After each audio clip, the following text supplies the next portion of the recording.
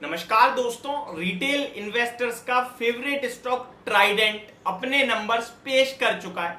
देखिए, इस स्टॉक में लोगों का हमेशा पार्टिसिपेशन रहता है, चाहे ये नीचे जाए चाहे ऊपर जाए। ये एक ऐसी टेक्सटाइल कंपनी है जिसके बहुत चाहने वाले हैं। देखिए, टेक्सटाइल में कुछ ही चुनिंदा नाम है जो लोगों के फेवरेट है, या फिर आप ऐसा एक फेमस पर्सनैलिटी होती है। देखो, बहुत सारे हीरो होते हैं, बट कुछ कुछ ब्लॉकबस्टर हीरो होते हैं ना, जिनका नाम, जिनके फैंस होते हैं। इसी प्रकार कुछ कंपनियां स्टॉक मार्केट में तो 5-7 हजार कंपनियां लिस्टेड है, लेकिन और सब में कोई ना कोई निवेशित है, ये भी है। रोज वॉल्यूम्स ट्रेड हो रहे हैं, आप कर रहे हो नहीं कर रहे। बहुत सी कंपनियों को आपको तो नाम तक नहीं पता होगा, लेकिन ट्रेड उनमें भी हो रहा है। तो इसी प्रकार हर कंपनी में ट्रेड हो रहा है, लेकिन कुछ कंपनियां ऐसी होती हैं जिनके चाहने वाले होते हैं। ये वही प्रकार की कंपनी है। इसके नंबर्स आते हुए देखिए, और नंबर्स ने निराश कर दिया है। अब यहाँ पे निवेशक क्या करें क्या ना करें, इसी के बारे में बात करने वाला हूँ। लगभग 2 बजे वाली वीडियो में काफी कमेंट्स थे ट्राइडेंट के बारे में बात करने को। जब रिजल्ट्स आएंगे तभी तो आपके साथ डिस्कस करूंगा। तो कंपनी ने अपने नंबर्स पेश करे हैं। नंबर्स कैसे हैं, क्वार्टर ऑन क्वार्टर और ईयर ऑन ईयर बेस पे, वो आप सभी के साथ डिस्कस करूंगा। उससे पहले बता दूं, रिसेंटली कुछ बड़े एक्शन हुए इस स्टॉक में। करीब 3-4 महीने पहले जब स्टॉक ने 25 रुपए की समथिंग का लो लगाया, तो बड़ी खरीदारी करी एक फंड ने। उसके बाद नीचे गया, फिर ऊपर भी आया। अभी 33 रुपीज के लेवल्स पे ट्रेड कर रहा है। आज के सेशन में लगभग आधे % की तेजी के साथ क्लोजिंग हुई है। 16,800 करोड़ का मार्केट कैप है। तो स्टॉक का प्राइस आपको पैनी दिख रहा है, इसका ये मतलब नहीं है कि कंपनी पैनी है। मार्केट कैप ऑलमोस्ट 17,000 करोड़ का है और लीडर है ये अपने अपने सेगमेंट में ऑलमोस्ट। अब कंपनी का पीई देखोगे तो 38 का है। बुक वैल्यू 8 रुपए, 8.25 रुपए की, इसके सामने 32 रुपए पे ट्रेड कर रहा है, यानी 4 टाइम्स कह सकते हो। डिविडेंड यील्ड 1% की है। Return on equity 11%, return on capital employ 11.9% का है।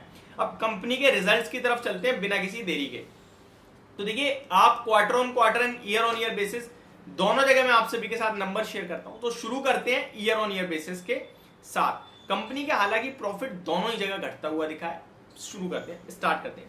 कंसोलिडेटेड नेट प्रॉफिट 129 करोड़ के सामने 93.4 करोड़ आया है ईयर ऑन ईयर बेसिस पे, एंड 131 करोड़ से घटकर 93.4 करोड़ पे आया है क्वार्टर ऑन क्वार्टर बेस पे। तो दोनों जगह प्रॉफिट टूट गया है। रेवेन्यू देखें तो 1680 करोड़ के सामने 1495 करोड़ पे आता हुआ दिखा है ईयर ऑन ईयर बेस पे। राउंड फिगर भी 1500 करोड़ कर लोगे तब भी डाउन ही है, और क्वार्टर ऑन क्वार्टर भी डाउन है। लगभग 1573 करोड़ का प्रॉफिट रेवेन्यू था लास्ट क्वार्टर में, अभी 1500 करोड़ से भी नीचे का रह गया है। तो नंबर हर एक पैमाने पे खराब दिख रहे हैं। कामकाजी मुनाफा 262 करोड़ से घटकर 231 करोड़ पे आया है साल दर साल, एंड अगर आप क्वार्टर ऑन क्वार्टर चेक करोगे तो भी 270 करोड़ के सामने आपका ऑलमोस्ट ये 231 करोड़ पे आया। तो दोनों जगह खराब दिख रहा है। मार्जिन 15.6% से करकर 15.5% पे आए हैं EBITDA margin. Operating profit margin last quarter में 17% के थे। कंपनी की तरफ से कुछ कमेंट्री भी है। Company says given principle approval for sale of stake in Trident Global Corp. तो कंपनी ने अप्रूवल दे दिया है स्टेक बेचने के लिए ट्राइडेंट ग्लोबल कॉर्प में। तो company says given principle approval for cell. तो ये कुछ अपडेट भी आती हुई दिखी है। इसके बारे में मेरे को ज्यादा जानकारी नहीं है, तो मैं इसके बारे में बात नहीं करूंगा आप सभी के साथ। ट्राइडेंट के ओवरऑल नंबर्स पे आ जाते हैं वापस। देखिए, ट्राइडेंट के नंबर डेफिनेटली खराब दिख रहे हैं, ठीक है जी। अब इस स्टॉक में क्या करें, कल टूट भी सकता है लगभग 4 से 5%, और नहीं टूटता तो ये बहुत कंफ्यूजिंग मामला है। इन नंबर्स पे टूटना चाहिए पर शायद ना टूटे। इसके पीछे का रीजन देता हूं। रिसेंटली एक डाटा आया है जहां पे टेक्सटाइल कंपनियों के लिए बताया जा रहा है कि 1 क्वार्टर और 2 क्वार्टर मैक्सिमम खराब है, और उसके बाद जो ये कॉटन के घटे हैं दाम, वो इन कंपनीज के लिए बेनिफिशियरी होंगे, इनके मार्जिन इंप्रूव होंगे और प्रॉफिट बढ़ेंगे। अब सवाल ये उठता है कि बाजार करंट सिचुएशन को देखते हुए करंट रिएक्शन देता है, या फिर डिस्काउंट करता है फ्यूचर को कि आगे सही होगा तो मैं नहीं टूटूंगा।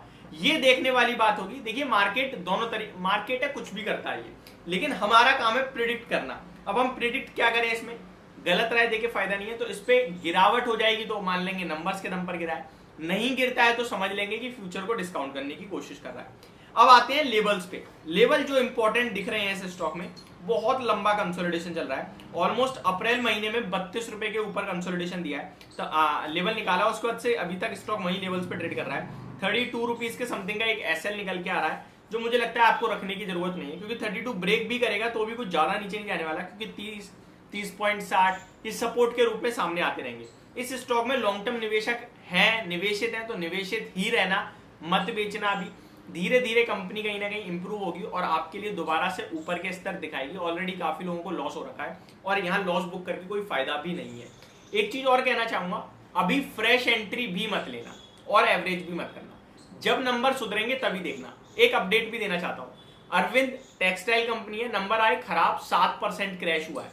अब ये भी नंबर आए हैं, खराब ही आए हैं, तो मे भी क्रैश हो सकता है, डेफिनेटली हो सकता है, लेकिन आगे का आउटलुक वो देखने वाली बात है। बट उम्मीद मेरी है कि टूटना चाहिए स्टॉक 5% है। अब जो भी टेक्सटाइल कंपनी के नंबर आएंगे हमें अलर्ट हो जाना है, सिंपल। 2 टेक्सटाइल कंपनी, दोनों के नंबर खराब, अब हमें अलर्ट होना है हर टेक्सटाइल कंपनी में। ये क्लियर कट व्यू है, सेक्टर खराब दिख रहा है, लेकिन लॉन्ग टर्म के पर्पज से कोई इशू नहीं है। इस फील्ड में सबसे फेवरेट मेरा इस समय, अगर आप भाव के हिसाब, आज अगर आप देखें तो लक्स इंडस्ट्रीज हो गया, डॉलर इंडस्ट्री, रूपा, ये तीनों एक सेगमेंट के भागे हैं। इस सेगमेंट में अच्छा मेरे को केपीआर मिल्स लगता है लॉन्ग टर्म के लिए, अंबिका कॉटन एंड वर्तमान टेक्सटाइल, ये 3-4 स्टॉक है जो पसंद है। बट अभी रिजल्ट जब तक नहीं आ जाते हैं उसके बाद ही कुछ भी करना है, तभी देखेंगे, अभी नहीं करना कुछ भी। Thank you so much for watching this video, have a great day guys.